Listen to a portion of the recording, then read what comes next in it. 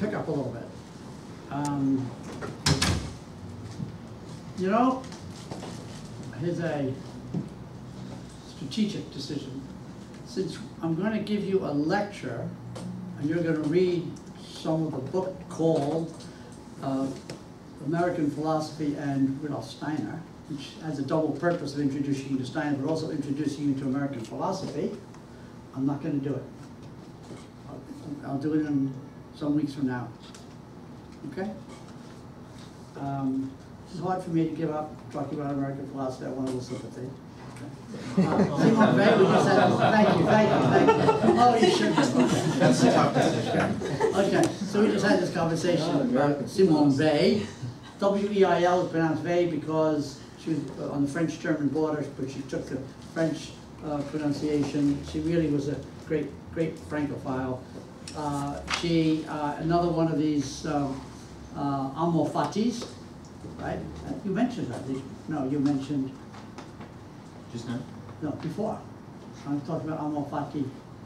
Oh, you said I like Socrates, but it's also like Simone Weil. So she was very brilliant. Jeff just reminded me how people often begin a biography of talking about how there's this famous test in France at about 13, which pretty much determines where you're going to go for the rest of your life. It's an idea. Somebody's got braces and has a headache, and next thing you know, she can't go to college. Anyway, the big test she took wasn't 13 but 18, maybe 21. I don't know, a little further along is another one.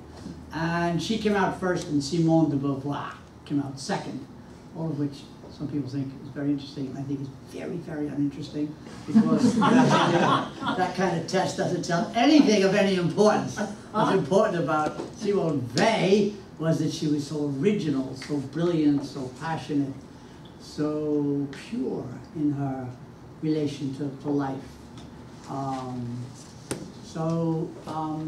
She was also slightly, she was not an Aristotelian golden mean person. She loathed the Hebraic and the Roman traditions. She was deeply immersed in Greek thought, as if Greek and Roman are opposite. Deep in Greek thought, and intellectually, spiritually, she, toward the end of her life, which wasn't very old, she became a Roman Catholic. But she refused to be baptized and join the church because, not like Ami Bergson, because she saw this, the horrors of anti-Semitism, but because any big institution for her was what she called the beast. So she was kind of a Kierkegaard person, that any big institution was what was necessarily false, necessarily destroyed individuality, conscience, uniqueness. Kierkegaard is, I think, one of the biggest for that, but also, I think in a certain way, so are the Taoists. And of course, these anti-institutional people, of which I am not one, usually have a big complaint. There's an institution that's pressing down on them. So the Taoists were being pressed down by the Confucian ideal of the family and learning of the elders and like that. And so this door doesn't unlock. Is that true? Just as well. It's good to embarrass people. And with Simone Weil, it was really the whole the rise of various kinds of totalitarianism in Europe in the 30s and 40s.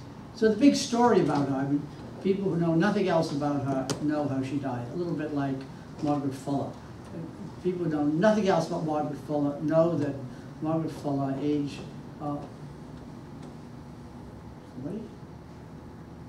40, I'll take a minute to figure that out. At about age 40, and her husband and her son coming home from Italy, capsized and drowned about 300 yards from Long Island. Anybody knows modern folk knows that. And similarly with Simone Weil, if you say, you know about Simone Weil? Oh yeah, she starved to death in a sanitarium in France in 1943 because she would not eat more than the rations that were given to the soldiers who were caught behind enemy lines. So it was this great sympathy. So here's this extreme radical individual who also has an identity of herself as one with these people whom she's never met. It's a very interesting combination, I think. Individuality, I think, does not exclude vast reach of identity. Did you get that? You understand what I'm saying?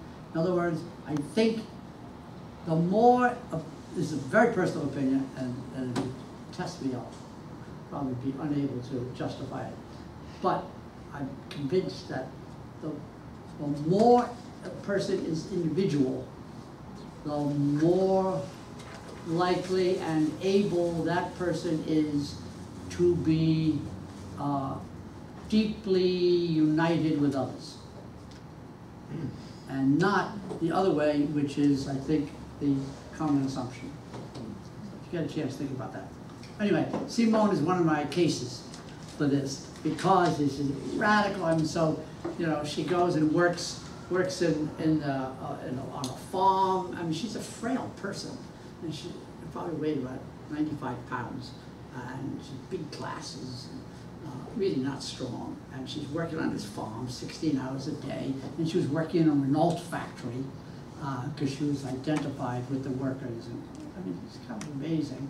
But she also, you know, taught herself Sanskrit and knew all these languages and wrote a beautiful history of philosophy book.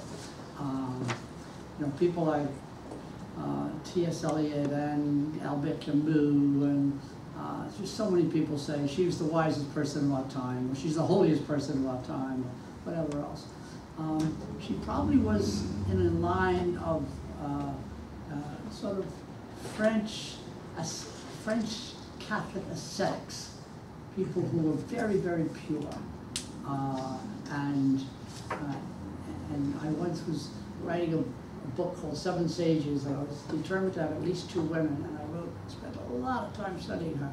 In the end, I didn't finish the book because I gave up on Simone. She doesn't like her body. She really didn't like her body. And this continues with the French Cathars, C-A-T-H-A-R-S, who were very, very spiritual, pure, Catholic women in 14th century? Yeah, I think 14th century. And the Catholic Church persecuted them for being too holy. So, life is not simple. But they were basically saying, you know, it's not okay to be against matter. Matter is created by God, and what you're doing is false and untrue, etc., etc. Just hating your body is not okay.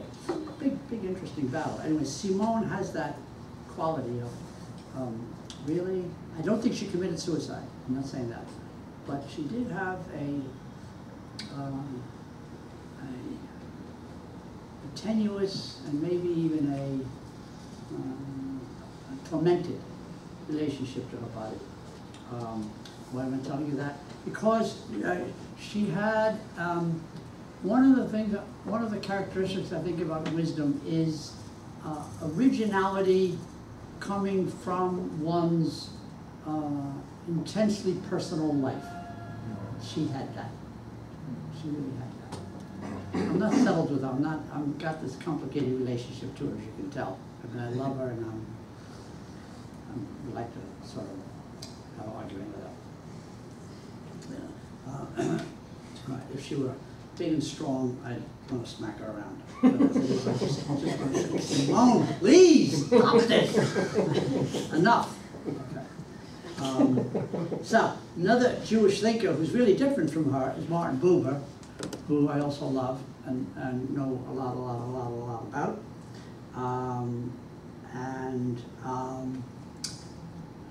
Buber is a philosopher, a deep exponent of Hasidism, Zionism, of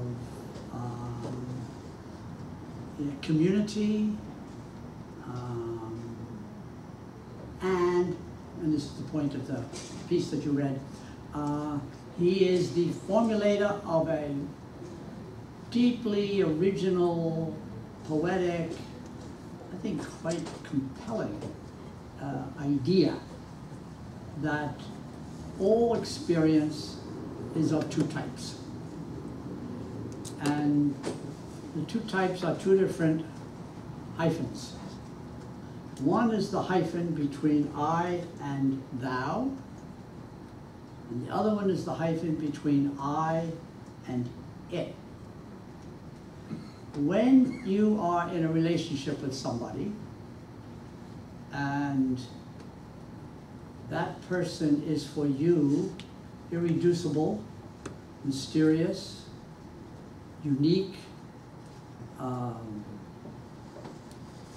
and free, that person for you is a thou. And when that person is for you something to be used, something to be controlled, something to be somehow categorized as other, right? By color, by shape, by class, by function, that person is an it. And Buber says all of our experience is of those two types. Most of our experience is I, it. I, thou is very difficult. And if you haven't been treated as an I, thou, say as a child or in most of your life, then it's especially difficult to overcome that deep sense of expectation and normalcy, which is it. It's very hard to be I, thou to the cashier in Safeway or Whole Foods, or on the bus, or in or out of the elevator, or people in your apartment, people on the street. Very hard to do I, you, or I, you and thou, two different translations of the same thing. It's a special effort. So most of what we're doing is it. So at a very low level of it, students are in class to get a grade, to get a degree, to get a job, and don't bother me.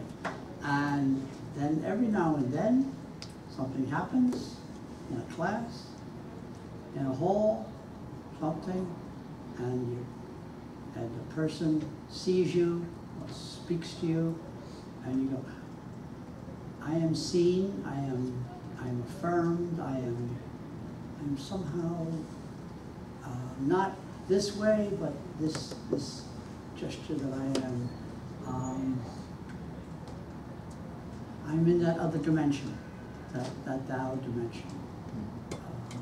So it's a beautiful book. If you're busy, just read the first 10 pages, you'll get it. It's that clear. Now, of course, the big question is, can you do I, thou with a tree or with a farm, with a whatever else? And the answer, of course, is yes. Buber was not that great at nature. He was really good about people and about groups. And groups, of course, he's influenced by Kierkegaard, and was he influenced? No, he wasn't influenced by Simon. Influenced by Kierkegaard. They both, Simon and Buber, were both influenced by Kierkegaard. That there is something untrue about a group. Now, I hold the view, different from them, that a group can develop an inner life, a thou. It is capable of thouhood, but it's very hard. Very hard. Not so many people know how to do it, but it is possible. That's what I think. And you should, I hope you will think about that, whether that's possible. So Buber had the following experience. His mother, very, very famously, abandoned him. And curiously, she didn't send him, as I'm saying this, I'm thinking to myself, how come I don't know this? Why didn't she send him to either her mother or, to her mother or her father? She sent him live in a very wonderful house, and a fine couple, particularly a very fine man named Solomon Buber, who was Martin's grandfather. Very learned, distinguished, important person, big house, big learning, very assimilated German Jew. So actually German's not the right word. Buber really was on the Russian-Polish border. He always referred to himself as a Polish Jew, not German. But he was deep into German culture. He read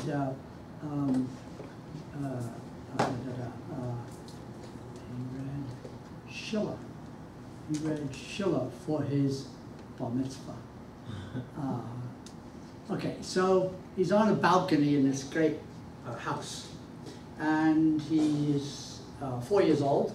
Now, when he's 80, he tells the story. He's 4 years old, and he's next to his cousin, who is 7. And he said something about his mother would be coming back. And the 7-year-old girl said, with extreme authority as a person can have who's just a few years older, your mother is not coming back. Never, never. And this, he then says, when he's 80 years old, this went into his heart like a spear. And he says he spent the rest of his life looking for community. He didn't say, I spent the rest of my life looking for my mother, because he really outgrew the need for his mother. He said that when he was an adult, his mother did come to visit him. Then he used a very important Buber word, namely meeting. He says, all life is meeting, or all life should be meeting. Meeting is really what matters. And he says, we did not meet. We talked, but we did not meet. So the whole thing about biography, and autobiography, and philosophy, and spirituality, and so Buber is this wonderful synthesis of individuality and community. I think as much as anybody. I think John Dewey is equal, individual and community. And Buber is really very, very, I think Buber is thought to be one of the wise people for Jews and non-Jews alike. It's a lot. He will reward your reading. And then I have a chosen called Jaspers, Jaspers, who is kind of an existentialist. Existentialist, if you don't know this word, this is an attitude. You can also say it's a movement, but nobody admits to being in it. So call it an attitude, which basically prizes the extreme moments of human experience. Dark moments, dread, death. Could be joy, but yeah, those are a group of existentialists on the other side. The religious existentialists, Buber, Tillich, Berdyaev. But the ones who kind of claim the name existentialists, mostly Jean-Paul Sartre, are very much on the side of absurdity, nausea, etc. Jaspers is in that, but Jaspers is also fabulously learned and sane. He's a really sensible person. He's like, you have an uncle who's really a really good guy. You know, he knows a lot and you can count it on. This kind of guy, Jaspers. Very, very learned, doctor, philosopher, deep, loving person. There's a beautiful thing in here about his wife. I hope you read it. Where he says, what good would my philosophy be if I were not there for my wife, who was Jewish during the war? So it's, my philosophy would be nothing if it were to fail at this decisive point. You can really trust Jaspers, I think, in my opinion. I do trust him. Okay, then I have some people that around all this, because, I mean, the assignment was to write wisdom in Western philosophy, but I think maybe some of the really, really wise people are not in philosophy as such, but are in thinking, are in religious or artistic. You know, I could have done Rilke. It's an amazing course on Rilke coming your way, you know. Have any of you signed up for this? You will not be disappointed. This is, Rilke's great, but Daniel knows Rilke. Me, I was just talking to him on the weekend. Okay, you'll have a great treat, I promise. So there are those kinds of, there's that kind of wisdom, which is not about epistemology, metaphysics, and ethics, but has something profound about the human condition that is kind of irreducible. So one of my choices for that honor is Steiner, who has philosophy, has epistemology, has big-time ethics, but also has writings, important writings about science, medicine, chemistry, biology, light, warmth, 9 lectures on warmth, 9 on light, bees, and in the arts, original architecture, painting, sculpture, dramas, poetry, music. Didn't write music, but lectured about music. And then money, expert on money and community and Krishna, Buddha and Christ, and etc. So I think he's very wise. And we're going to do him in some weeks from now. And I think Teilhard de Chardin, French Jesuit priest, paleontologist, world-class scientist in the French Academy, celebrated at the New York Natural History Museum, also a mystic and very, really inspiring holy person. Very, very beautiful. If you want to know more about him, my favorite book is Ursula King. It's called Spirit of Fire. Beautiful book because it's got quotations, it's got pictures, it's got all kinds of good stuff. And Jung, I'm going to lecture on Jung. I don't know if I'm not the best one to do it, but I'm good enough. And there's a lot of Jung in this. Jung is the #1 in this department, I would say. Yeah, it's the drop after Jung. The Teilhard and Thomas is a line. Whitehead is a line. Just Whitehead, not the Americans generally. Steiner, Barfield Steiner is a line. Anyway, Jung got his deepest knowledge by profound investigation of his interior, his mythic life. I'm going to talk about that when we get there.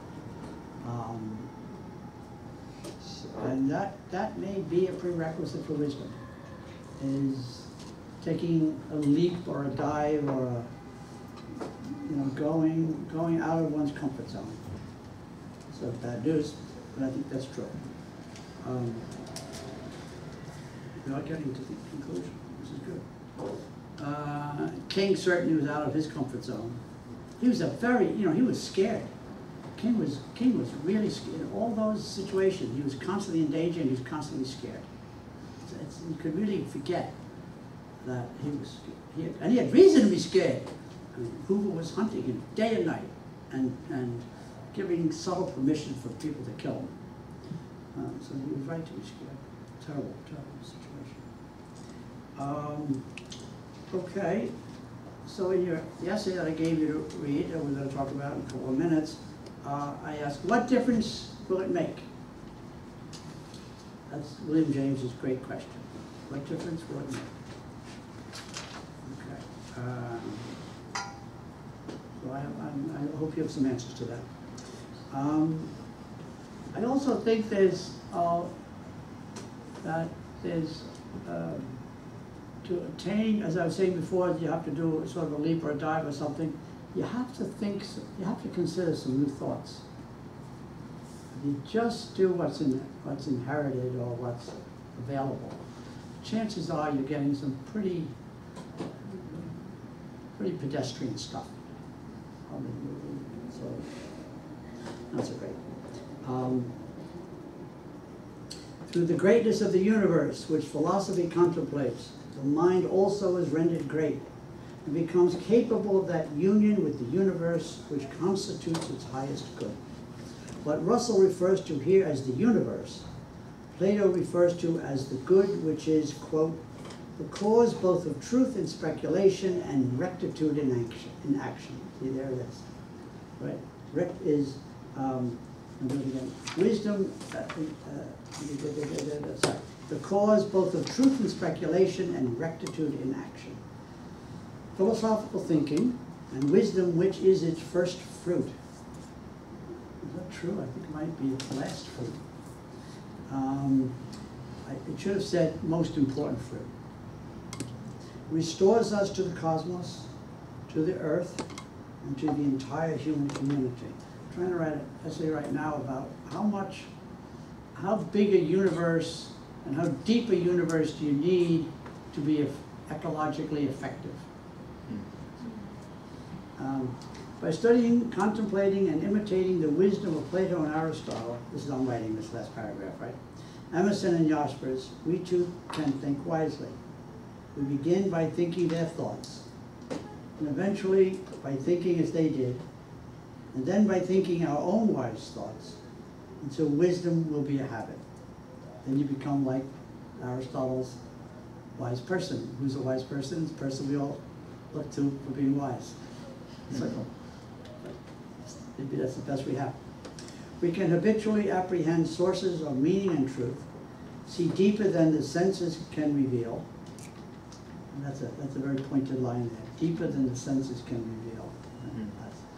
That's my Steiner coming through.